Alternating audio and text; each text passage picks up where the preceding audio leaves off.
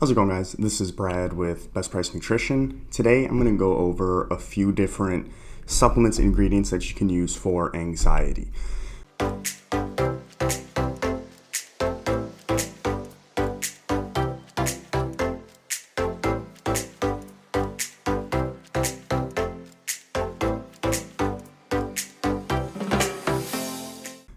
So all these things are going to be things that are just going to help kind of mitigate the effects in different ways. Not all of them are super proven, but there are at least some studies backing up some of the claims. The first one I want to talk about is something that I personally use. I've used for probably 2 years on and off now after I found out about it. I've talked about it on this channel before. It's ashwagandha.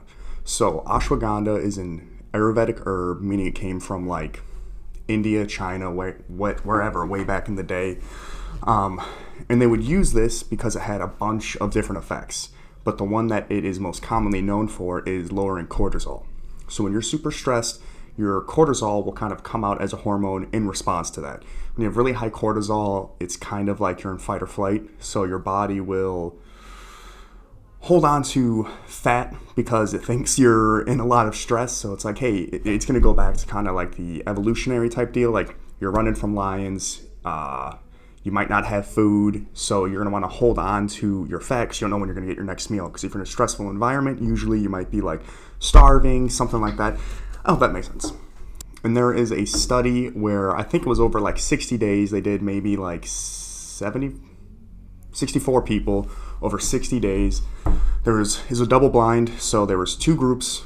Nobody, including the people administering the test, knew what group was what. So there's one placebo, one group got 300 milligrams of full spectrum ashwagandha, and after 60 days, the placebo group had whatever. The ashwagandha group had a 27% decrease in the levels of cortisol in their blood. So that's like a pretty proven thing to work.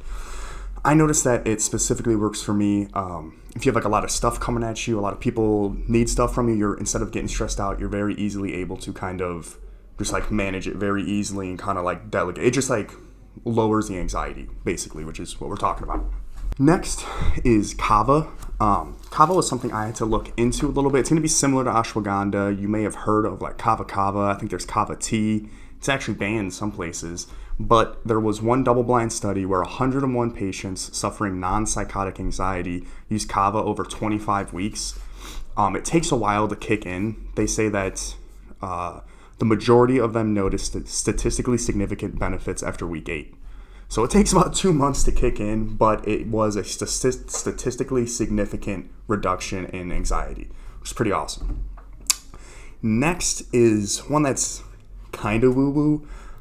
Lavender. So you can either get, what is the extract? There's extract called Selexin. Selexin is an extract that you could take of lavender. There's some studies that show it does help with anxiety. There's some that show it doesn't. There are also some studies that show the aroma of lavender is more relaxing and calming than citrus, which makes sense, but it's also more relaxing and calming than no scent at all. So, if you have the control of nothing, lavender actually is more calming and stress reducing than nothing. So that's pretty cool. And with the lavender, even if I think a bottle of like the oil is like $5, it's worth a shot. If you're super stressed all the time, if you're super anxious, get a diffuser, try it out. At the very least, your place is going to smell better than it did before. At the best, you have less anxiety. The next one I want to go over is CBD. So some people hate CBD, some people love CBD. I've only ever tried one brand of CBD that I actually felt something from. It was high tech. It was pretty much immediate. That stuff's pretty crazy. But there are a lot of studies. Some studies do show no change at all in anxiety. But there was one study and there was multiple studies, but I thought this one was pretty interesting. There were 60 participants that did public speaking in front of the rest of the group. So, one person did it in front of the other 59. There were 5 groups of 12 people. One group was taking placebo. One group was taking 1 milligram of clonazepam, which is kind of like, it's a benzo, so it's like Xanax almost. Then there was a group that took 100 milligrams of CBD, 300 milligrams of CBD, and then 900 milligrams of CBD. The benzo, clonazepam, was more sedative and induced a smaller increase in blood pressure than the rest. But at the end of the day, the 300 milligram of CBD had the best markers of everything. So it's not a more is better thing. The 900 milligram group didn't do as good as the 300. The 100 didn't do as good as the 300. The 300 increased or gave you better markers in anxiety, heart rate, and blood pressure compared to all the rest. So I thought that was pretty interesting. And then lastly, something that people don't really know much about is inositol. It's really in a lot of things, it's kind of used as like a filler almost, but there are a ton of benefits of inositol that I didn't realize until I started looking this stuff up. So the one study I want to talk about was a double-blind study of 4 weeks. There was 20 people, so it's not a crazy amount of people, but you can still gather some information from the findings. They took 18 grams daily for 1 month, and the people in the study all had a panic disorder. And after taking 18 grams daily for a month, those people all had a significant reduction in panic attack symptoms.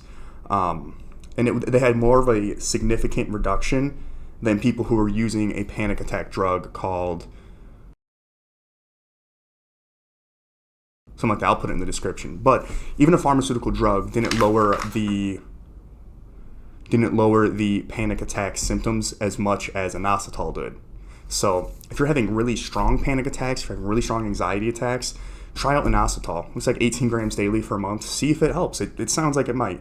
And if it doesn't, all of these ingredients, besides CBD can be kind of expensive, all these ingredients are generally very, very cheap. They're all worth a shot. If you're having daily anxiety, why not try a couple pills a day of some of these herbs? The one disclaimer is that ashwagandha, some people do get bad side effects. It's very, very rare, but some people can get, I think, depressed or have digestive issues, but I think that's very, very rare. And then the last thing I wanted to say was there are all these things that can help lower your anxiety, but something you should think about might be things that don't induce anxiety. So, we try a lot of pre-workouts here, a lot of caffeine, a lot of different fat burner stuff like that. Those aren't going to help your anxiety at all. So if you take stimulants or caffeine, it's going to make your mind race. It is not good for anxiety whatsoever. If you're someone who needs some type of caffeine to get through the day, something you may want to add into it might be some l-theanine. L-theanine alone can kind of help you get a little tired, I think, maybe a little calm, but if you're drinking caffeine, that's when L-theanine is the most powerful because it works synergistically with caffeine to kind of lower the jitters and make you not so anxious. So if you have to drink caffeine, consider taking some L-theanine. And it's usually like a 1-to-1 ratio. So if you're doing a bang, 300 milligrams of caffeine, take 300 milligrams of L-theanine. There's a noticeable difference when you take theanine with caffeine. So ashwagandha, kava, CBD, lavender, inositol, some things to try out, consider, look into them more. You'll see what I mean by a lot of these studies. I just gave like one study for each of these that I thought was the most interesting. But look into these, try them out. And if you have used any of these, please leave a comment below. Let us know what your experiences were with them. All right, thank you.